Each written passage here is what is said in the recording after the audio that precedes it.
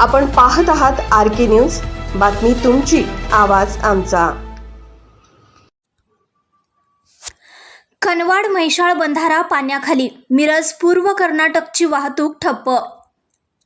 कोयना आणि वारणा धरण पाणलोट क्षेत्रात सुरू असलेल्या मुसळधार पावसामुळे कृष्णा नदीच्या पाणी पातळीत झपाट्याने वाढ झाली।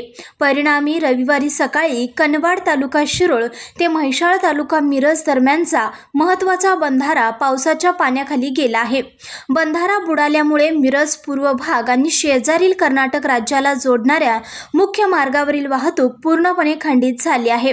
प्रशासनाने या मार्गावरील वाहतूक त्वरित रोखली असून वाहनधारकांना पर्यायी मार्गाने प्रवास करण्याचे आवाहन केले आहे। गेल्या 2 दिवसापासून पश्चिम घाटात पावसाचा जोर वाढल्याने कृष्णा नदीच्या पात्रात मोठ्या प्रमाणावर पाण्याची आवक सुरू आहे। नदीची पातळी सातत्याने वाढत असल्याने पाहून नदीकाठच्या शेतकऱ्यांमध्ये चिंतेचे वातावरण पसरले आहे।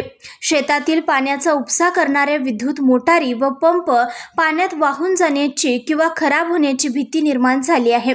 त्यामुळे रविवारी सकाळपासूनच शेतकऱ्यांनी नदीकाठी धाव घेत आपल्या विद्युत मोटारी सुरक्षित ठिकाणी हलवण्यासाठी एकच धांदल उडाली आहे। तसेच कोल्हापूर जिल्हा प्रशासनाने नदीकाठच्या सर्व गावांना सतर्कतेचा इशारा दिला आहे।